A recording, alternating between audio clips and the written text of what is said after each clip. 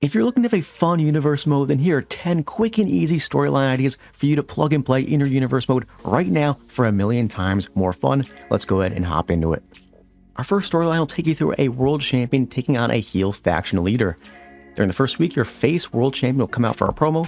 Following their latest successful title defense at the last PLE, they'd quickly be interrupted by a heel faction leader who is vying for their world title and demands a title shot. The face champion doesn't like the heel's disrespect, but will go on to tell him or her that he or she will put an end to that disrespect right now as they call a ref down to the ring for a title match right there on the spot.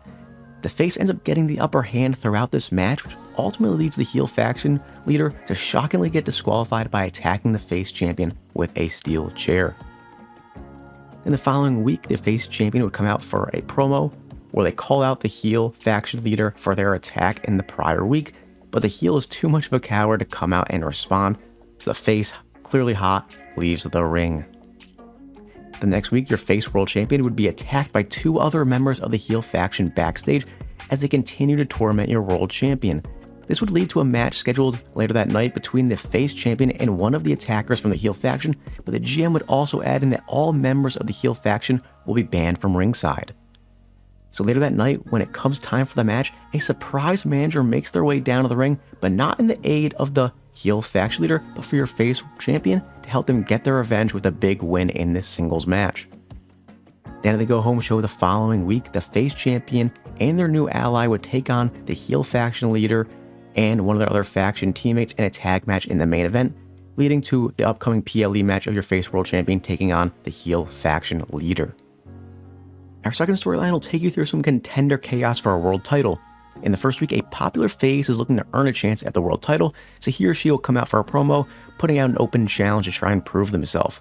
Out would come a hated heel, and that open challenge would begin, but it would quickly come to a finish as the heel would get DQ'd as it didn't even attempt to have a fair match, but rather wanted to make a statement. So in the following week, the face would once again come out, but this time directly calling out the heel for their attack the previous week. He or she would say that it's time for a rematch as the GM already made it official, but the stipulation that if someone gets counted out or disqualified, they will lose any and all possibilities of getting a world title match. The heel came out clearly upset about the stipulation, but that didn't stop them from continuing their dirty tricks as they would cheat to pick up the win against the face and continue to get underneath their skin. Then the next week, an in-ring interview scheduled with Michael Cole was set up for the heel contender to talk about all of the chaos they were causing, but it was immediately interrupted by the face contender who had snapped and wanted to go after the heel this time. So then at the Go Home show the following week, one final meeting between the two was announced for the main event of the show as the heel and face contenders would meet for a street fight to end their feud and decide a number one contender, but this time there would be no possible excuses to be made. Our third storyline involves a rising star. In the first week, a tag team within a heel faction would go on to attack a face tag team backstage by the orders of their faction leader, who's also a current world champion.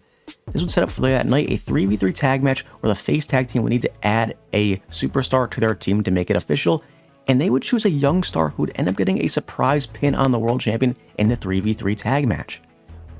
So in the following week, the show would open with that young star calling out the heel world champion for a title match after last week's upset, but the heel champ would say that it was just a fluke and they need to actually prove themselves against a legit former world champion if they wanted a shot, but before they left, they would attack that young face star. And the next week, the young star would go on to face their former world champion challenger, and they would end up getting the big win to secure a world title match at the upcoming PLE. But before that could happen, at the Go Home show before the PLE, the two superstars would come out for a contract signing, in which it ends the exact way you think it would, as they brawl heading into their PLE world title match. Our fourth storyline will involve some tag team contenders.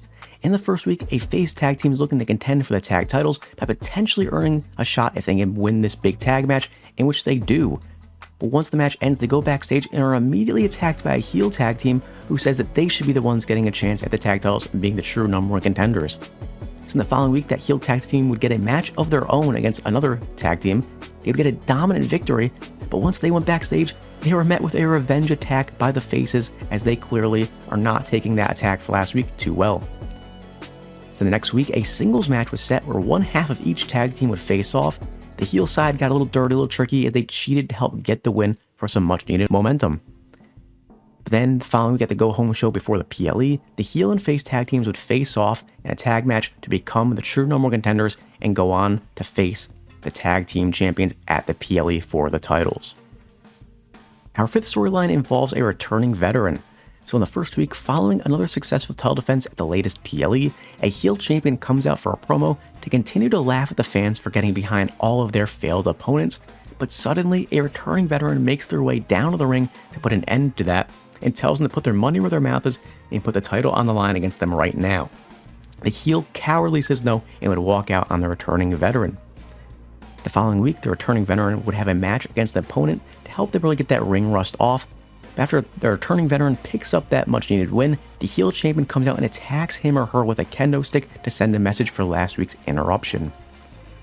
Then the next week, the returning veteran looks to make their way out to the ring for another promo, but before they can, they are attacked backstage by the heel champion as he or she clearly doesn't want any part of letting them near their title.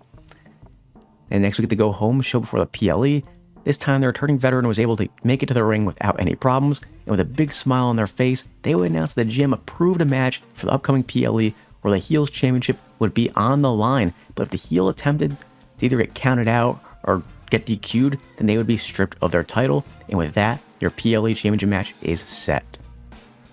Our sixth storyline will also be a non-title match and not occur at a PLE, but it will be used specifically for the mid-card and the men's or women's divisions to help give some of those mid-carders who aren't in the title picture right now a good storyline to excel them back into the title picture. So in week 1, you'll have a heel come out and cut a promo on a face who just lost their mid-card title. And this heel will say that they weren't championship material and shouldn't have had that title in the first place. In the following week, this heel will once again come out for a promo, but this time the face champion, or the face who just lost their championship, will come out to interrupt them, and after the heel breaks them saying they aren't worthy of being in their presence, they'll walk out on your face. Later that night though, the face looks to get some momentum, so he or she takes on one of your heel's allies and gets the win. The following week after the face's win, the heel and their ally then attack your face backstage, beating them down. This sets up your final match before the PLE, as the superstars face and heel will take each other on, but the ally does attempt to help the heel though. And this is where the rivalry comes to a close at the go-home show. Storyline number 7 will take us back to the main event scene. This can work for either the men or the women's divisions, but it makes the most sense for the women's and how the tag scene is laid out. This storyline will start with a tag match of the tag team champions who are currently heels taking on a tag team that includes a face world champion. In this match, one of the heel tag champs will pin the face champion to end that first match. The following week, the heel tag champ who got the pin over the singles champ will come out for a promo, and she says that she deserves the title match after pinning the singles champion the prior week. Later that night, that face singles champion will come out and beat that heel's tag team partner in a singles match.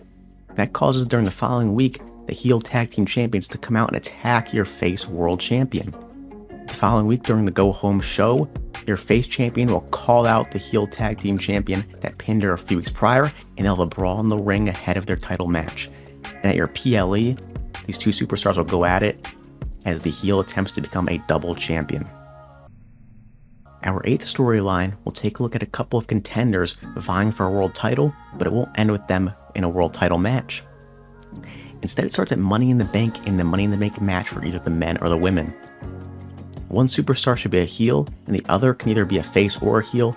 Both of them will compete in the Money in the Bank match, but they both end up losing.